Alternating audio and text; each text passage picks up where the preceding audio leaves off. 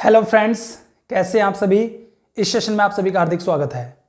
Friends, Delhi police constable का जो हमारा अपकमिंग एग्जाम्स है उसके लिए हम सीरीज स्टार्ट कर रहे हैं और आज ही हमारी पहली क्लास है। ठीक, दिल्ली पुलिस कांस्टेबल एग्जाम के अंदर जो 15 क्वेश्चन मैथ के आते हैं हम उन्हें सोल्व करेंगे। अलग अलग तरीके के क्वेश्चन होंगे और अलग अलग उनकी अप्रोच होगी करने की, क्योंकि 15 क्वेश्चन आएंगे तो जाहिर सी बात है कि सारे क्वेश्चन एक जैसे नहीं होंगे। ठीक है, तो क्या हुआ, इस सीरीज को हम जब तक हमारा एग्जाम होता है तब तक हम कंटिन्यू रखेंगे। राइट, तो देखिए ये आपके सामने एक पहला क्वेश्चन लिखा हुआ है और आप इसको सोल्व करने की कोशिश कीजिए। ठीक है ना। देखिए एक बार मैं दिखा देता हूं कि कौन सा प्रैक्टिस सेट हम कर रहेंगे। देखिए ये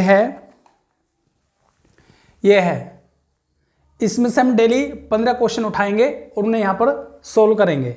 ठीक है, तो ये प्रैक्टिस सेट है और इसको हम इसमें से मतलब क्वेश्चन उठाएंगे और क्वेश्चन सोल्व करेंगे।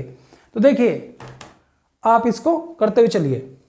देखिए, एक विक्रेता प्रतिशत में उतनी ही छूट देता है जितना अंकित मूल्य क्रय मूल्य से अधिक है और 1% की हानि उठाता है, तो क्रय मूल्य अंकित मूल्य से कितने प्रतिशत कम है। देखिए कांस्टेबल के एग्जाम के हिसाब से क्वेश्चन अच्छा है, सही क्वेश्चन है। ठीक, ज्यादा लेंथी क्वेश्चन नहीं है लेकिन थोड़ा सोचने वाला क्वेश्चन है। ठीक, देखिए मान लीजिए यहां पर सीपी, यहां पर एमपी। ठीक, यहां पर सीपी, यहां पर एमपी। सबसे बड़ी बात है एक विक्रेता प्रतिशत में जो छूट दी गई है, जो डिस्काउंट दिया गया है वो परसेंटेज में दिया हुआ है। ठीक है ना, जितना अंकित मूल्य है, जो मार्क प्राइस है वो सीपी से जो बढ़ाया गया है वो परसेंटेज में बढ़ाया हुआ है। ठीक है ना, परसेंटेज में बढ़ाया हुआ है। ठीक है ना, तो जितना परसेंटेज में बढ़ाया हुआ है उतनी ही छूट, ध्यान से सुनिए, उतनी ही छूट अंकित मूल्य पर दी गई है। यानी पहले बढ़ाया है और फिर उतनी ही छूट उस पर दे दी गई है परसेंटेज में, प्रतिशत में कह रहा। ठीक है ना, तो देखिए यदि आप किसी भी सामान को खरीद कर लाते हैं और आगे से बेचते हैं तो सामान पर उस पर लाभ हो या हानि हो, वो आपके लिए क्या हो जाएगा, एसपी, सेलिंग प्राइस हो जाएगा। ठीक, जब आप सीपी से मान लीजिए 80 रुपए में कोई वस्तु खरीदी और आपने इस पर कुछ लाभ लिया या तो हानि प्राप्त करी, मान लीजिए लाभ उठाया या हानि उठाई, तो जो भी आगे चल के जो रिजल्ट बनेगा और वो जो वैल्यू होगी वो एसपी की होगी। वैसे ही अगर आप मार्क प्राइस पर छूट देकर सामान को बेचेंगे तो अब भी क्या निकल कर आएगा, एसपी ही निकल कर आएगा। ठीक है, देखिए मान लीजिए एमपी वो करा क्रय मूल्य से अधिक है, एमपी जो है अधिक है क्रय मूल्य से। ठीक है ना, क्रय मूल्य से एमपी। देखिए ये है, हम 100 रुपए में खरीद कर लाए। ठीक है ना, अंकित मूल्य क्रय मूल्य से, और इसको हमें एज्यूम करना पड़ेगा, ये तो आपको सोचने पड़ेगा। इसको हमने 10% बढ़ा दिया, मान लीजिए हमने इसको 10% बढ़ा दिया, क्योंकि हमें किस पर खेलना है, 1% की हानि पर। हमने इसको 10% बढ़ा दिया तो ये क्या हुआ 110, क्योंकि 100 में हमने 110 यानी 100 पे हमने 110 की वृद्धि कर दी, तो क्या आया हमारा, ये क्या आया हमारा, जितना अंकित मूल्य क्रय मूल्य से। तो क्रय मूल्य यदि 100 है, जितना क्रय मूल्य 100 है तो इसमें हमने क्या करी, 10% की वृद्धि कर दी, 10% की वृद्धि कर दी। और प्रतिशत में पूछ रहा वो जितना अंकित मूल्य क्रय मूल्य से अधिक है। ठीक है, तो 10% अधिक है, 100 से 10% अधिक है। फिर कह रहा उतनी ही छूट दे रहा है, उतनी ही छूट दे रहा है जितना हमने बढ़ाया। तो हमने यदि 10% बढ़ाया, ध्यान से सुनिए, यदि हमने 10% बढ़ाया है तो हमें 10% की उस पर छूट देनी पड़ेगी। तो ये जो एमपी है इस पर हम छूट देके हम इसे बेचेंगे सामान को, तो इस पर हम छूट देंगे तो 110 पे हमने बढ़ाया कितना, 10%। हमने बढ़ाया कितना, 10%। हमने 10% बढ़ाया। ठीक, तो हम छूट भी 10% की देंगे, और अगर 10% की छूट देंगे तो सामान को कितने बेचेंगे, 90 में।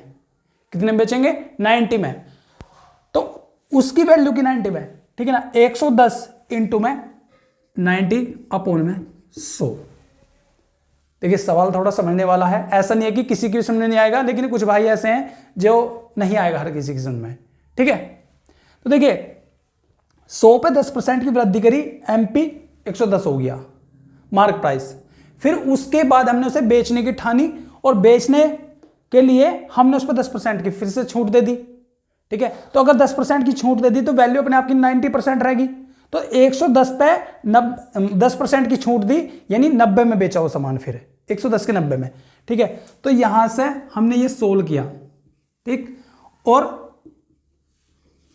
ये आया रिजल्ट 99, ये आया रिजल्ट 99, और ये क्या हुआ हमारा एसपी, क्या हुआ हमारा एसपी, यानी 99 जो है हमारा वो क्या है, 99 क्या है हमारा एसपी है, ठीक है। अब हमारी ये जो बात थी वो 1% की हानि उठाता है, ये बात हमारी सिद्ध हो गई, ये बात हमारी सिद्ध हो गई, यहां से हमने प्रूव कर दिया, क्योंकि यदि हमने 100 में खरीदा था और बेच हमने कितना दिया, 99 में, 99 में हमने बेच दिया, यानी 99 में हमने बेच दिया, तो हमने 1% की हानि उठा ली। तो हमने ये जो लाइन है ये हमने फुलफिल कर दी, ठीक है। अब देखिए हानि उठाता, अब पूछा क्रय मूल्य अंकित मूल्य से कितने प्रतिशत कम है। तो ये जो क्रय मूल्य है ये पूछा इससे, तो देखिए 100 110, ये 10 कम है, 10 कम है, और जब भी कम की बात पूछेगा तो हमेशा बटे में क्या आएगी, जब कम की बात करेगा तो हमेशा बटे में नीचे जो होगी वो बड़ी वैल्यू आएगी, ठीक है ना। तो देखिए 10 कम है और कितने पर कम है, 110 पर, 10 कम है और कितने पर कम है, 110 पर, गुना में 100, गुना में 100। देखिए से खत्म, 1 0 से 1 0 खत्म। अब देखिए 100 अपॉन में 11, ठीक, और 1/11 क्या होता है, 1/11 होता 9.09। वैसे ही ये होगा 9 से ही 1/11%, ये क्या होगा, इसका आंसर होगा भाई, ये क्या होगा, आंसर होगा, यानी 11 99 99 और बचा 1, और 1 अपॉन में 11, ठीक है। तो 11 सही 9 से ही 1/11, ये इसका आंसर होगा। ये एक बेहतरीन क्वेश्चन है, अच्छा क्वेश्चन है, ठीक है। आप इसको नोट कर लीजिए, चाहे तो स्क्रीनशॉट ले लीजिए, एक अच्छा क्वेश्चन है। चलिए हम अगले क्वेश्चन की तरफ चलते हैं, ठीक है भाई। देखिए या तो क्वेश्चन लिखा जाएगा या तो फिर वीडियो पॉज की जाएगी, ठीक है, कुछ ना कुछ तो करना पड़ेगा, या तो आप वहां से स्पीड बढ़ा लीजिए, या फिर एक बार हम ट्राई करते हैं दूसरा क्वेश्चन लिखने के लिए, ठीक है ना।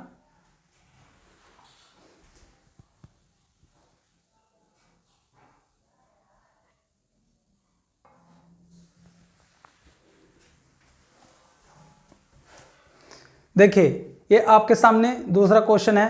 देखिए थोड़ा बहुत आप मैनेज कर लीजिए, अभी शुरुआत है तो ऐसे ही काम चलाना पड़ रहा है, लेकिन क्वेश्चन अच्छे हैं आपके सामने, आप प्रैक्टिस कीजिए, आप इन चीज़ों पर ध्यान मत दीजिए। यदि आपकी समझ में आ रहा तो आप चैनल को सब्सक्राइब कीजिए और बेल आइकन को प्रेस कीजिए, ठीक है।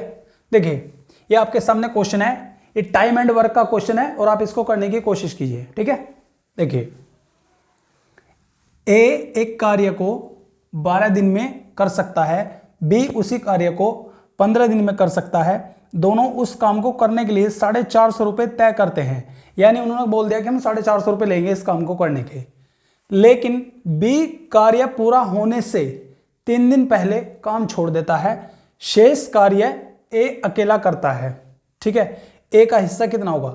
देखिए ये एक स्टेप आगे चला गया है क्वेश्चन, ये क्वेश्चन एक स्टेप आगे है, इसमें जो 450 रुपये दे रखे हैं, ठीक है। अब आप कहेंगे कि ऐसा क्वेश्चन होता है, ठीक है, लेकिन उसमें फिर ये नहीं मिलने का कि पहले छोड़कर चला गया, या तो सिंपल इतना छोड़ देते कि 450 रुपये ले रहे हैं, उनके दोनों की मजदूरी बताओ, तब सिंपल हो जाता, या फिर ये 450 रुपये ना होते और बी काम छोड़कर चला गया होता, ठीक है। तो यहाँ थोड़ा सा कॉम्प्लिकेटेड है, ज़्यादा नहीं, हम इसे करने की कोशिश करेंगे, ठीक है ना।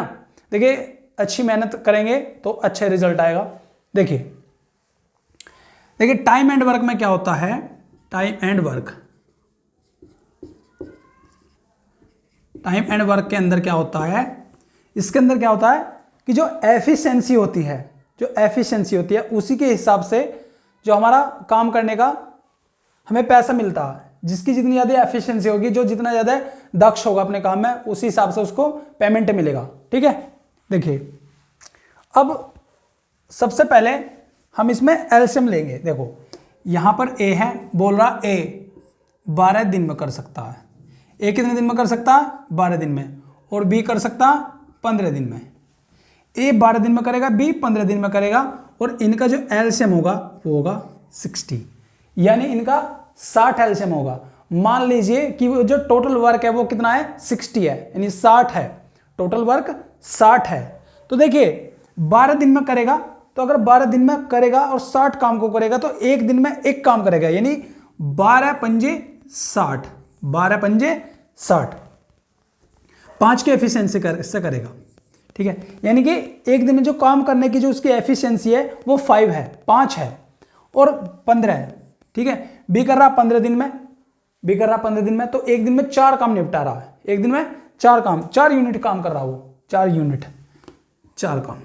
ठीक, इतनी बात आई समझ में। अब देखो वो कह रहा है कि 450 रुपये तय रहे हैं, 450 रुपये में उन्होंने क्या किया, उसके लिए बोल दिया कि भाई हम करेंगे, 450 रुपये उन्होंने ठेका ले लिया उस चीज का। अब कह रहा कि लेकिन बी जो है काम समाप्त होने से 3 दिन पहले काम छोड़कर चला गया। तो आप ही बताइए कि जो 3 दिन का जो बचा हुआ काम था बी के हिस्से का, उसे कौन करेगा? ए करेगा। यानी बी के हिस्से का 3 दिन का बचा हुआ काम वो ए को एक्स्ट्रा करना पड़ेगा, ए को एक्स्ट्रा काम करना पड़ेगा 3 दिन का बी के हिस्से का। राइट, देखिए टोटल काम है 60 और बी कितने दिन पहले छोड़ करके चला गया? 3 दिन पहले, 3 डेज। ठीक है, और ये जो ए है, ये जो ए है इसने 3 दिन फालतू काम किया, 3 दिन फालतू काम किया, और कितनी एफिशिएंसी से किया? ए की एफिशिएंसी है 5 और 3 दिन किया। ठीक है ना, तो 5 × 3 यानी कि 15, यानी 15 यूनिट काम ए ने एक्स्ट्रा किया। ठीक, 15 यूनिट काम। तो ये जो एक्स्ट्रा किया है, मान लीजिए 1 मिनट, कुछ प्रॉब्लम है, 1 मिनट।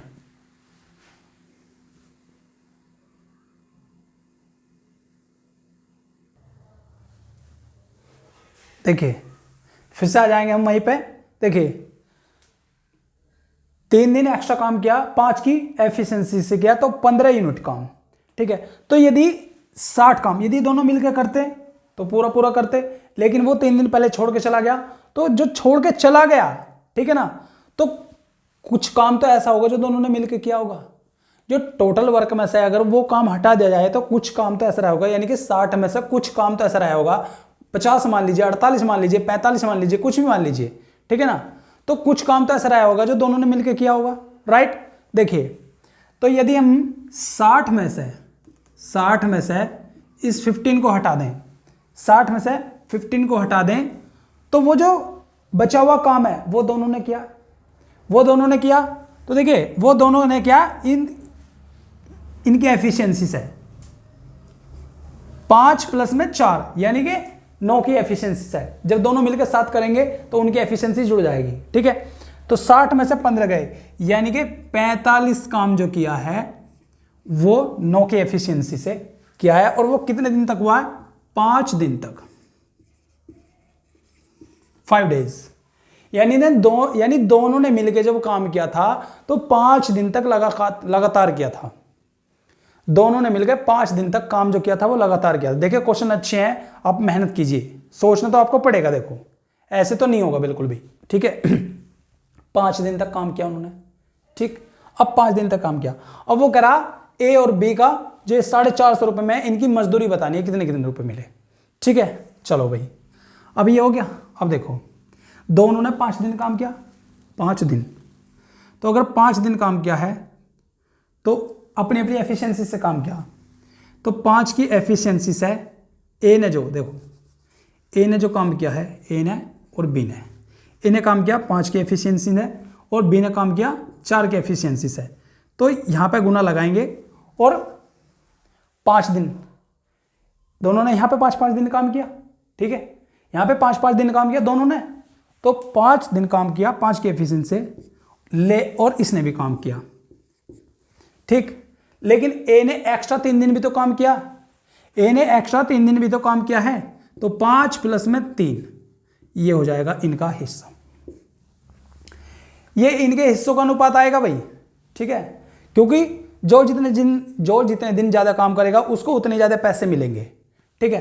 तो देखो 5 दिन ए ने काम किया, 5 दिन बी ने काम किया, लेकिन 3 दिन जो एक्स्ट्रा काम किया है ए ने, उसके भी उसको पैसे मिलेंगे, उसके एक्स्ट्रा पैसे मिलेंगे, तो इसलिए हमने यहाँ पे 3 दिन रख लिए, ठीक है। अब देखो यहाँ पे 5 और 3 8 पंजे 40 और 4 पंजे 20, यानी जब काटेंगे तो 2:1, 2:1, यानी 2:1, 2:1 इनका जो आया हिस्सा आया, ठीक।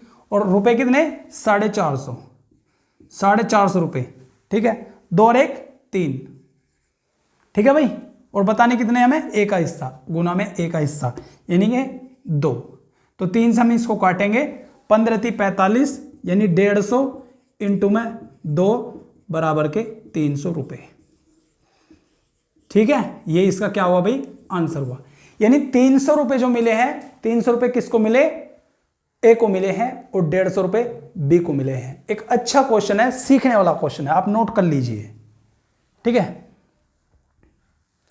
ये देखिए, ये आपके सामने क्वेश्चन है, आप नोट कर लीजिए या तो स्क्रीनशॉट ले लीजिए, आप क्वेश्चन सॉल्व कर करके देखिए।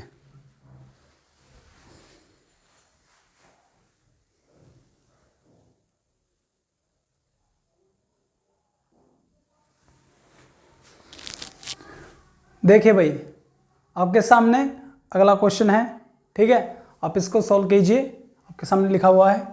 देखिए 30% लाभ के लिए विक्रय मूल्य 1950 रुपये है, 50% लाभ कमाने के लिए विक्रय मूल्य कितने प्रतिशत बढ़ाना चाहिए, कितने प्रतिशत बढ़ाना चाहिए, ठीक है।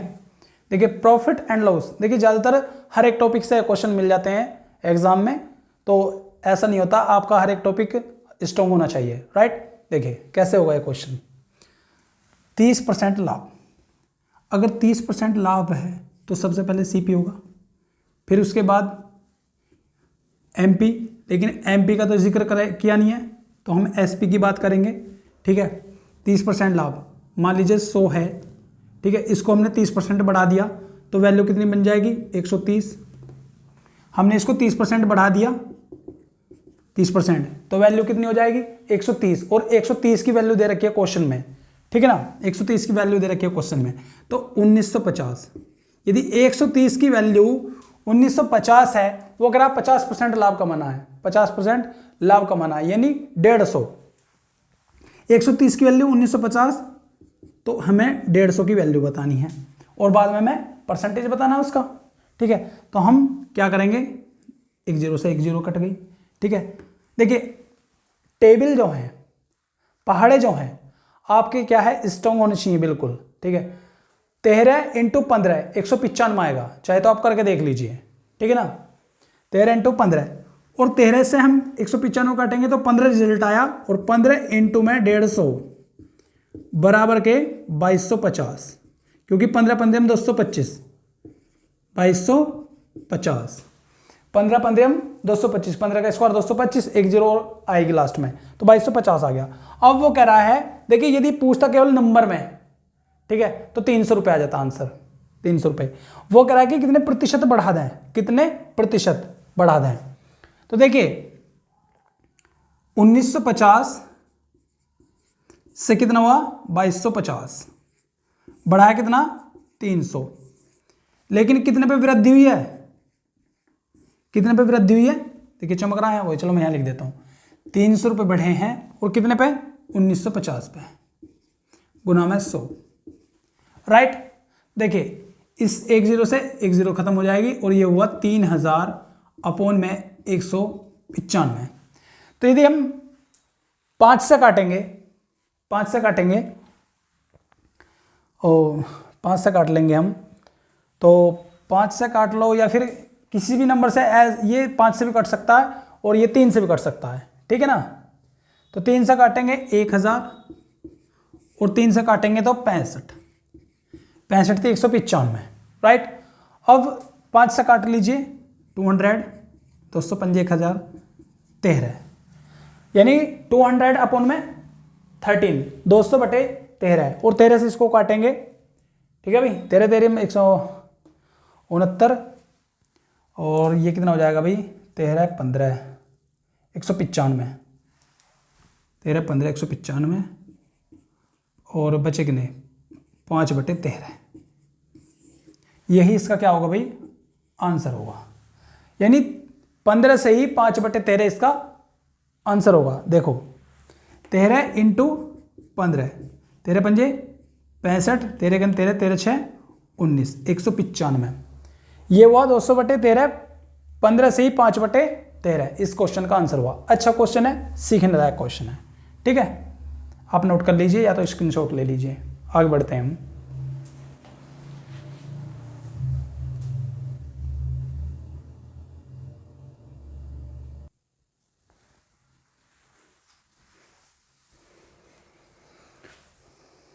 देखिए यहां पर 4th क्वेश्चन है आपके सामने।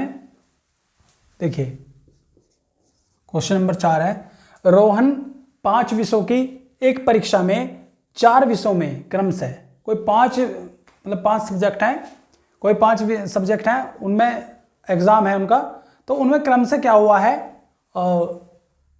63 81 72 और 90 अंक प्राप्त करता है।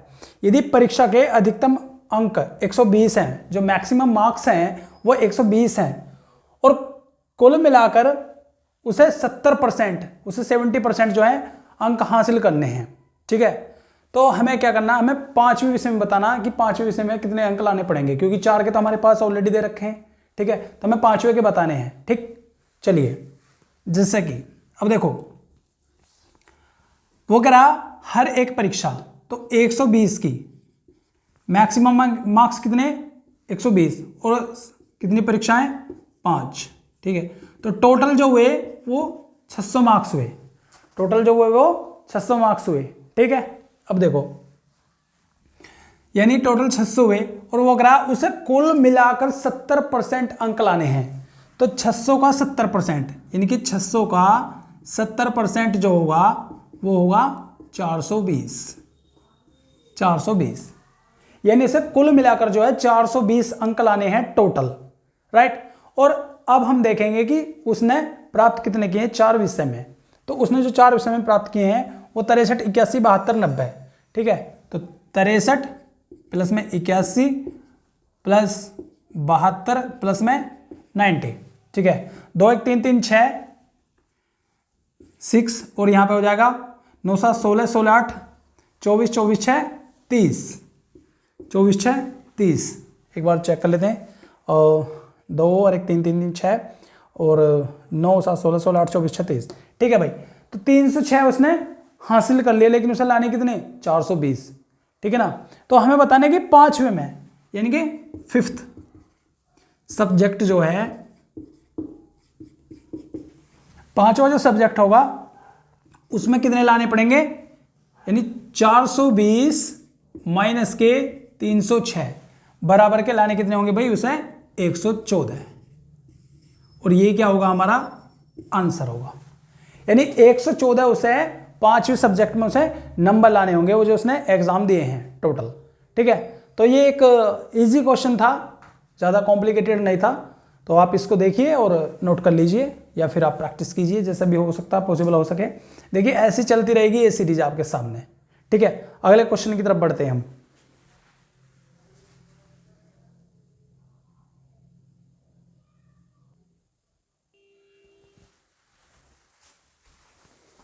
देखिए अगला क्वेश्चन आपके सामने है, 5वां क्वेश्चन, ठीक है। देखिए 1 वर्ष के चक्रवृद्धि ब्याज तथा 1 वर्ष का साधारण ब्याज जो है किसी निश्चित राशि पर दिया, मतलब किसी निश्चित राशि को 1 वर्ष के चक्रवृद्धि ब्याज तथा 1 वर्ष के साधारण ब्याज में किसी निश्चित राशि को 8% की वार्षिक दर पर अर्धवार्षिक, देखिए जो रेट ऑफ इंटरेस्ट है, ठीक है, जो ब्याज जो हमारा काउंट हो रहा है वो अर्धवार्षिक हो रहा है, ठीक है ना, यानी कि छमाही लग रहा ब्याज, ठीक है ना, हर छठे महीने ब्याज लग रहा है, ठीक है ना, और चक्रवृद्धि ब्याज है, ठीक है ना, वार्षिक दर पर अर्धवार्षिक संयोजन से उधार देने पर 64 रुपये का अंतर आता है। तो धनराशि ज्ञात करनी है, ठीक है। अच्छा क्वेश्चन है, देखिए चक्रवृद्धि ब्याज और साधारण ब्याज दोनों का डिफरेंस दिया हुआ है। चक्रवृद्धि ब्याज का मतलब होता है ब्याज पर भी ब्याज, और साधारण ब्याज जो होता है वो सिंपल चलता रहता है, ठीक है। उसका जो ब्याज होता है साधारण ब्याज का, उस पर कोई ब्याज पर ब्याज नहीं लगता, लेकिन चक्रवृद्धि ब्याज होता है कि ब्याज पर भी ब्याज मिलता है, ठीक है ना। पहले कोई मतलब प्रिंसिपल होगा, प्रिंसिपल का फिर कोई ब्याज होगा, उस ब्याज पर भी ब्याज लगेगा, उसको हम चक्रवृद्धि ब्याज बोलते हैं। और साधारण ब्याज वो होता है जो केवल सिंपल चलता रहता है, यानी ब्याज पर कोई ब्याज नहीं लगता, ठीक है ना। तो वैसे इसमें बोल रखा है कि एक चक्रवृद्धि ब्याज है और दूसरा साधारण ब्याज है। किसी राशि का, कोई राशि है उसका चक्रवृद्धि ब्याज है और उसका साधारण ब्याज है, उन दोनों का कोई डिफरेंस है वो दे रखा है, ठीक है ना, और छमाही संयोजित हो रहा है, हर छठे महीने ब्याज लग रहा है, ठीक है ना। तो हमको ये करना, तो देखिए एक तो इसका बिल्कुल एक फंडा ये है कि यदि छमाही दिया हो, ठीक है ना, छमाही दिया हो तो दर का आधा और समय का दोगुना, ये एक ट्रिक है कि दर का आधा और समय का दोगुना, ठीक है ना, ये कर लो। या फिर दूसरे भी मेथड है, आप अपने एग्जाम में समय बचाने के लिए इसी ट्रिक को फॉलो करेंगे कि दर का आधा और समय का दोगुना, ठीक है। यदि तिमाही आ जाएगा तो उसका क्या करेंगे, चौथा हिस्सा कर देंगे, हाफ ना करके उसका 1/4 कर देंगे और समय को 4 मतलब उतना ही गुना कर देंगे, ठीक है ना। तो देखिए जिससे कि ये क्वेश्चन दे रखा है कि 1 वर्ष के, और हम क्या करेंगे, दर का आधा और समय का दोगुना, दर 8%, दर 8%, तो और समय जो है हमारे पास, समय जो है 1 वर्ष है, 1 वर्ष, तो हम इसको तो हाफ करेंगे, यानी कि 8/2, यानी रेट ऑफ इंटरेस्ट आएगी हमारी 4%, और समय जो होगा हमारा 2 वर्ष, समय जो होगा हमारा 2 वर्ष होगा, ठीक है, ये होगा, राइट। तो अब हमें इस पे काम करना है, इस पे, यानी 4% हमारे पास रेट ऑफ इंटरेस्ट है और समय जो है हमारे पास वो 2 वर्ष है, राइट। देखिए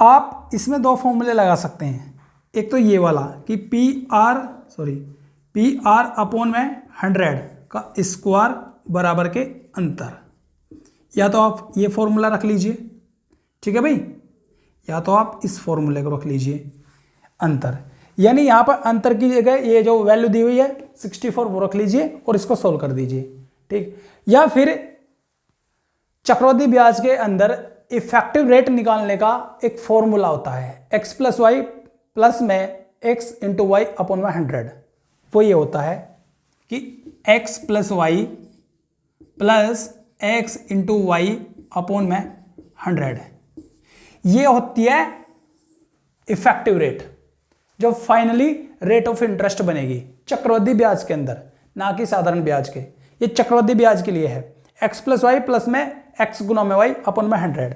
तो देखिए यदि हम इसकी बात करें, जिसे किसी भी क्वेश्चन में 10% यदि ब्याज दर दे दी जाती है तो उसे हम ऐसे करते हैं कि 10 प्लस में, और ये 2 साल के लिए, ठीक है ना, हर एक में काम करेगी लेकिन वो बढ़ती रहती है। मान लीजिए किसी क्वेश्चन में ये दे दिया कि 10,000 रुपये की राशि पर, 10,000 रुपये की राशि पर, एक बार हम एग्जाम्पल के तौर पर यहाँ देख लेते हैं कि 10,000 रुपये की राशि है भाई, 10,000 रुपये की, ठीक है, और उसमें बोला कि 10,000 रुपये का 2 वर्ष का चक्रवृद्धि ब्याज बताओ जब रेट ऑफ इंटरेस्ट 10% हो, 10% की दर से 2 वर्ष का चक्रवृद्धि ब्याज।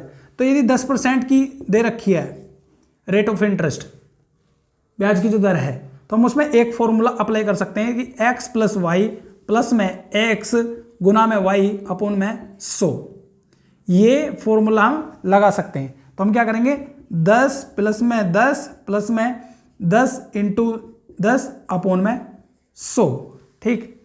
तो ये 10 धाम 100, इस 100 से पूरा पूरा कट जाएगा और 10 प्लस में 10 यानी कि 20 प्लस में 1 बराबर के 21%,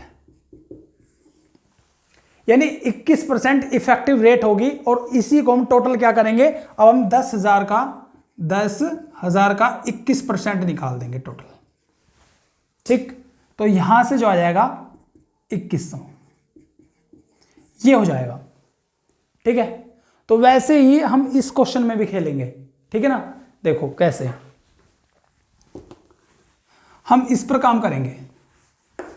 ठीक है, हम इस पर काम करेंगे, इस पर, क्योंकि ये हमारे आने वाले जो हमारे कंपाउंड इंटरेस्ट के जो सवाल होंगे उन पर काम करेगा, बहुत अच्छे से काम करेगा। तो हम क्या करेंगे, 4%, तो 4 प्लस में 4 प्लस 4 गुना में 4 अपोन में 100। ठीक है, ये होगा। ठीक है भाई, 4 प्लस 4 8, ओके, और प्लस में 4 गुना में 4 16 बटे में 100, ये होगा। और इस 100 से जब हम 16 को काटेंगे तो 0.16 आएगा, यानी 8.16। ये जो होगी हमारी इफेक्टिव रेट होगी, इफेक्टिव, ये हमारी इफेक्टिव रेट होगी। ठीक है, 8.16 क्या होगी, इफेक्टिव रेट। ये जो है हमारी चक्रवृद्धि ब्याज की आई है। हमारी साधारण ब्याज की जो होगी वो सिंपल चलेगी बिल्कुल, यानी 4 प्लस में 4 टोटल जो होगी हमारी 8%। यहां से 8% आएगी और यहां पे 8.16 यहां पर। तो वो क्या कह रहा है कि चक्रवृद्धि ब्याज, तो देखिए जो अंतर जो आएगा ब्याज का वो रेट ऑफ इंटरेस्ट के डिफरेंस की वजह से ही आएगा। एक जगह जो है, एक तरफ 8% रेट ऑफ इंटरेस्ट है और दूसरी तरफ रेट ऑफ इंटरेस्ट जो है वो 8.16 है। ठीक है ना, तो देखिए यहां पर 8 और यहां पर 8.16 ऐसे, तो बड़े में से छोटे को घटाएंगे तो 8.16 और यहां पे होगा 8, तो हमारा जो डिफरेंस आया वो आया 0.16 हमारा डिफरेंस आया, जो किसके बराबर है, 64 रुपए के, जो किसके बराबर है, 64 रुपए के, जो किसके बराबर है भाई, 64 रुपए के, यानी 64.16 जो है हमारा किसके बराबर है, 64 रुपए के। तो 64 अपोन में 0.16, इसको यहां से हटाएंगे 2 जीरो लगाएंगे। ठीक है, इसको यहां से हटाएंगे 2 जीरो लगाएंगे और वैल्यू हमें किसकी बतानी है, धनराशि, तो हमें 100 की वैल्यू बतानी है। ठीक है, 100 की वैल्यू, 16 चौका 64, यानी कि 400 इंटू में 100 बराबर के 40,000। ठीक है, ये हमारा क्या होगा, आएगा भाई, आंसर हो जाएगा। ठीक है, पर देखिए चैनल पर यदि नए हैं तो चैनल को सब्सक्राइब कर दीजिए, बेल आइकन को प्रेस कर दीजिए। ठीक है, यहाँ पर आपको ऐसे अच्छे अच्छे क्वेश्चन मिलेंगे और मेहनत काफ़ी करेंगे हम, बहुत ही अच्छे से समझाएंगे, डीपली जाएंगे, बिल्कुल क्वेश्चन के अंदर घुस जाएंगे हम बिल्कुल। ठीक है, तो ये आपके सामने क्वेश्चन है, आप इसे नोट कर लीजिए। अगले क्वेश्चन की तरफ चलते हैं।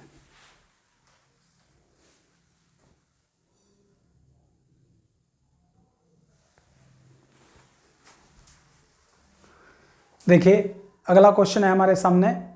ठीक है, ये एक अलजेब्रा का क्वेश्चन है।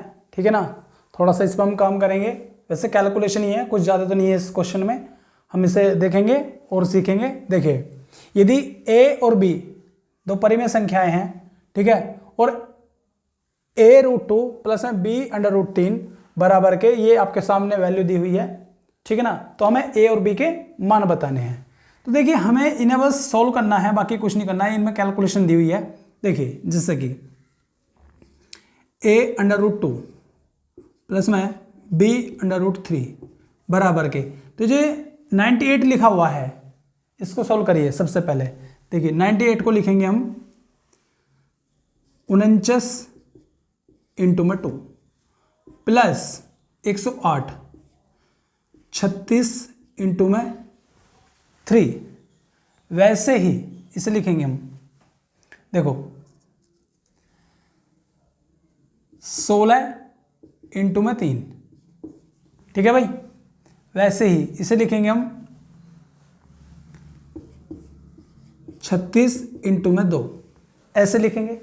ठीक है, देखिए अब इसे हम इधर से ऐसे चलते रहने देंगे और इसको हम 49 7 बाहर निकालेंगे, 7 under root 2 plus 36 6 under root 3, ठीक है, माइनस 16 4 का वर्ग है, ठीक है, 4 अंडर रूट 3 माइनस, देखिए 6 बाहर निकलेगा, 6 अंडर रूट 2, 6 अंडर रूट 2। अब देखिए 7 अंडर रूट 2 6 अंडर रूट 2, ठीक है, घटाएंगे, ये प्लस का ये माइनस का, इसमें से एक घटेगा तो क्या बचेगा, अंडर रूट 2, ठीक है। 6 अंडर रूट 3 माइनस के 4 अंडर रूट 3, बचे कितने, प्लस के बचेंगे, क्योंकि ये प्लस का ये माइनस का, तो प्लस के बचेंगे, प्लस के 2 अंडर रूट 3। और यहां पर ये चलता ही आ रहा हमारा a अंडर रूट 2 प्लस में b अंडर रूट 3, ठीक है।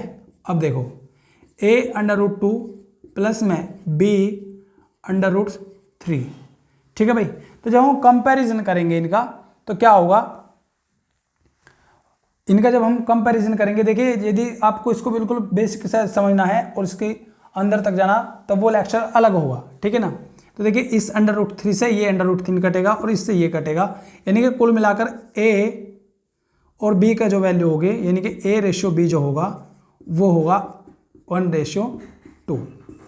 ये इसका क्या हो जाएगा, आंसर हो जाएगा, इसका क्या हो जाएगा, आंसर हो जाएगा, ठीक है। इसमें कुछ खास नहीं था, बस थोड़ी कैलकुलेशन थी और कुछ नहीं था इस क्वेश्चन में, ठीक है। अगले क्वेश्चन की तरफ चलते हैं हम।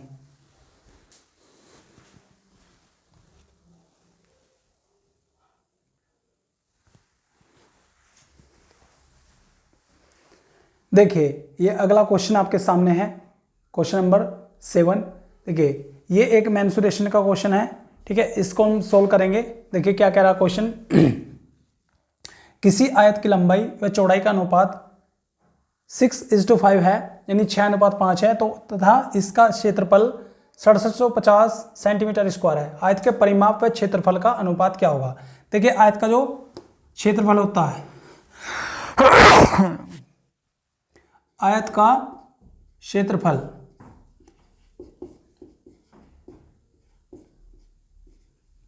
होता है वो लंबाई गुना में चौड़ाई, ठीक है। तो ये जो क्षेत्रफल है देखिए वो क्या दिया हुआ है, 6750, ठीक है।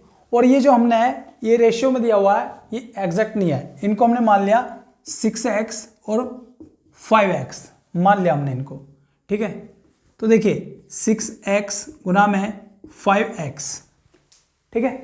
तो देखिए ये यहां पर होगा 6 पंजे 30x स्क्वायर, 6750 बराबर के 30x स्क्वायर, और यहां से ये इसके नीचे आएगा, ठीक है। हम इसे हटा देते हैं, 6750 अपॉन में 30, इससे ये 0 खत्म होगी, तो x स्क्वायर जो आएगा वो होगा 25 × 75 230 800, ये हो जाएगा 225।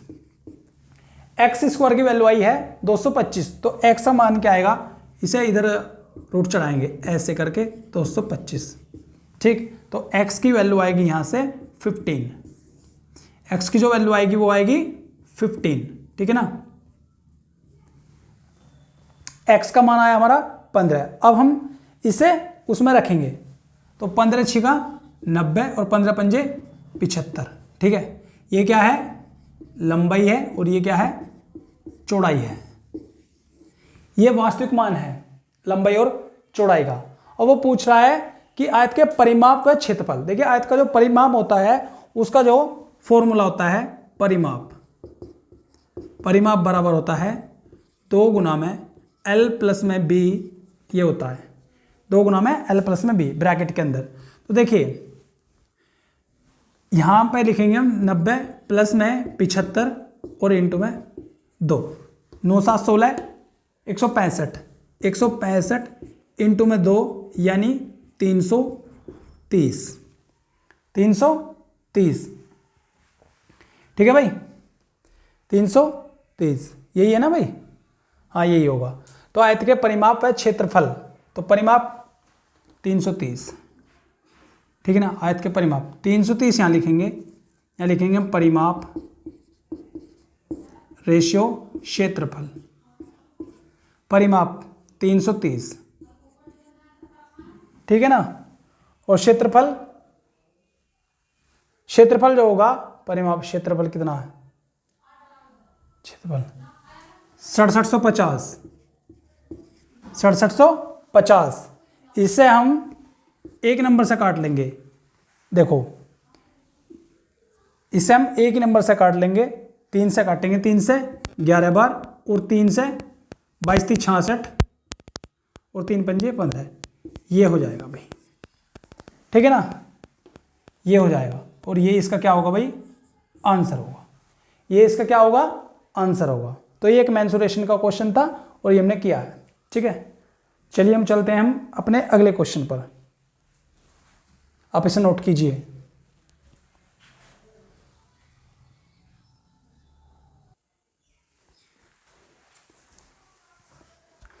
देखिए आपके सामने ये अगला क्वेश्चन है, क्वेश्चन नंबर 10। ये एक एवरेज का क्वेश्चन है कि 10 संख्याओं का औसत 44 है, यदि इन 100 संख्याओं तथा अन्य 4 संख्याओं का औसत 50 है तो नई 4 संख्याओं का औसत बताओ, ठीक है ना। संख्याओं का औसत यहाँ पे का औसत, औसत आएगा भाई, ठीक है ना।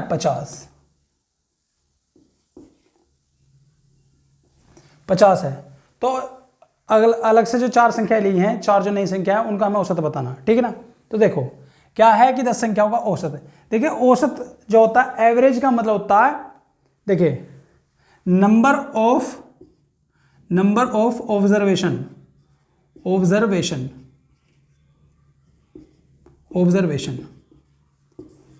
ठीक है ना, बटे में टोटल सम,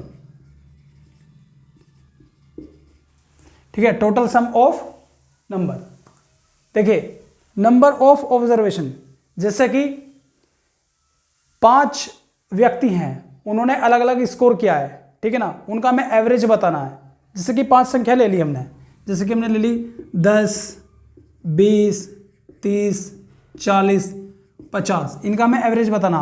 तो नंबर ऑफ ऑब्जर्वेशन, ठीक है ना, तो इनका जो योग होगा 10, 20, 30, यानी कि प्लस करना इनको, ठीक है ना, 60, 40, 100, 150, ठीक है, 150। और ये टोटल कितना है, ठीक है ना, टोटल सम, अरे यार उल्टा लिख दिया भाई, ठीक है ना। जो टोटल सम होगा उसको हमें नंबर ऑफ ऑब्जर्वेशन से भाग देना, नंबर ऑफ ऑब्जर्वेशन, माफी चाहेंगे भाई उल्टा लिख दिया था, ठीक है ना। तो वो जो था हमारा 150 अपोन में क्या करेंगे हम, टोटल कितने थे हमारे 5, यानी कि 10 प्लस में 20 प्लस में 30 प्लस में 40 और प्लस में 50, 50, 40, 90, 120 और 30, 150, यानी कि यहाँ पे आएगा 30, ये हमारा आंसर होगा, ठीक है ना। वैसे ही अब हम इस क्वेश्चन को करेंगे, देखो कैसे, देखो 10 संख्याओं का औसत 44 है। देखिए यदि औसत को उन जो दी हुई संख्या है उनसे गुना कर दिया जाए तो ये टोटल योग आ जाता है हमारा।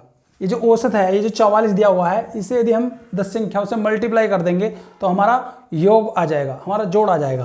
तो देखो वैसे ही 100 तथा अन्य 4 संख्याओं का औसत 50 है भाई, 10 का कितना है 44 और 104 कितना, अरे मैंने सवाल कर लिख दिया क्या, 100 है, अरे 100 है भाई, 100 संख्याओं का औसत, ठीक है ना, 100 संख्याओं का औसत 44 है तथा और 104 है, 104 का कितना 50।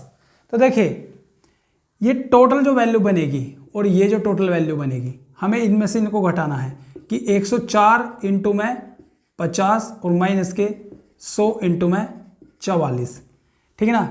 तो ये जो बनेगा हमारा 5000 सीधा सीधा बनेगा और 4 पंजे 200, ठीक है, मतलब 50 चौक 200। तो ये बनेगा 5200 माइनस के 4400। 5200 माइनस के 4400 बराबर के 800। और ये टोटल है। अगर नई 4 संख्या होगा तो 4 संख्या होगा जो टोटल है हमें 4 से भाग देना पड़ेगा। 4 बराबर के 200। ये इसका क्या होगा भाई, आंसर हो जाएगा। एक एवरेज का क्वेश्चन था, ठीक है ना।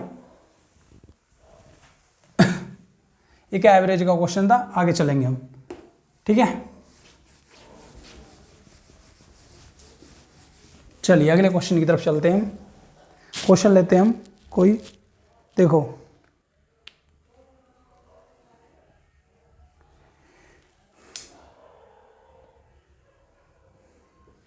ये क्वेश्चन कि 40 प्लस 32 गुना 3/4 और 37 प्लस 34 माइनस यहाँ पे ब्रैकेट है 6 का 3/4। भाई ये सरलीकरण का क्वेश्चन है, बस इसकी क्या बतानी है, हमें वैल्यू बतानी है। तो देखिए हमें करना क्या है, सबसे पहले 4 अट्ठे 32, सबसे पहले मल्टीप्लाई होगी 4 अट्ठे 32, मतलब कि बोर्ड मास के अकॉर्डिंग सबसे पहले ब्रैकेट सोल्व होगा, फिर उसके बाद ऑफ सोल्व होगा, उसके बाद डिवाइड आएगा बोर्ड मास ऐसे सोल्व होगा ये, ठीक है ना। सबसे पहले ब्रैकेट, उसके बाद ऑफ आएगा, उसके बाद डिवाइड आएगा यानी भाग होगा, फिर मल्टीप्लाई होगी, फिर ऐड होगा, फिर सब्ट्रैक्ट होगा यानी घटेगा बोर्ड मास, ठीक है ना। तो देखिए इसको हम कैसे करेंगे, अब देखिए यहाँ पे होगा 40 प्लस 4 अट्ठे 32 24, ठीक। वैसे इसको करेंगे 34 में से 6 गया 28 बचे, 28 से 34, 34 में से 6 गया 28 बचे, 28 को हमने 4 से भाग दिया, 4 सत्ते 28, 7 21, तो 37 प्लस में 21, ठीक है ना। और 28 4 सत्ते 28 7 21 7, ठीक है भाई। अब ये हुआ 64 अपॉन में 58, ठीक है ना। 2 से काटेंगे 32 बार, 2 से काटेंगे 29 बार, 29 से काटेंगे 1 बार 3 और 29, ये इसका आंसर हो जाएगा। ये 9th नंबर क्वेश्चन था, ठीक है। कुछ क्वेश्चन इजी भी होते हैं, कुछ क्वेश्चन सेकंड हो के होते हैं, ठीक है ना। ये क्वेश्चन है। अगला क्वेश्चन देखेंगे हम, एक क्वेश्चन और लेंगे, एक क्वेश्चन और लेंगे भाई हम।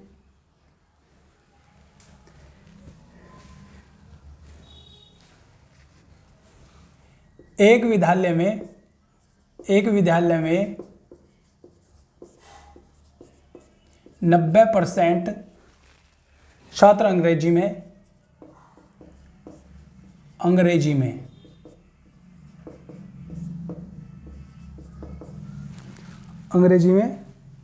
85% छात्र गणित में, 85% छात्र गणित में सफल होते हैं।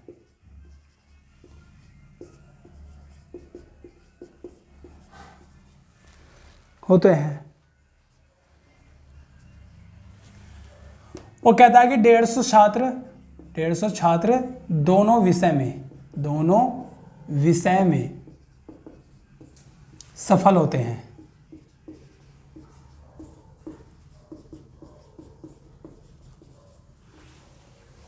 यदि कोई भी छात्र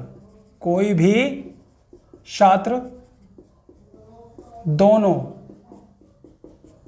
भाई थोड़ा स्पीड से लिख रहे हैं, दोनों विषय में फेल नहीं होता